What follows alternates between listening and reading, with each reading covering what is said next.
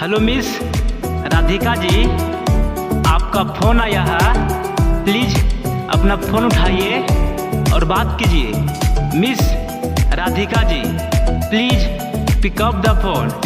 किसी ने आपको दिल से याद किया है राधिका जी। प्लीज़ अपना फ़ोन उठाइए और बात कीजिए। Miss Radhika ji, please pick up the phone. किसी को आपसे ज़रूरी बात करना है राधिका जी। प्लीज़ अपना फ़ोन उठाइए और बात कीजिए। Miss Radhika ji, please pick up the phone. Please pick up the phone.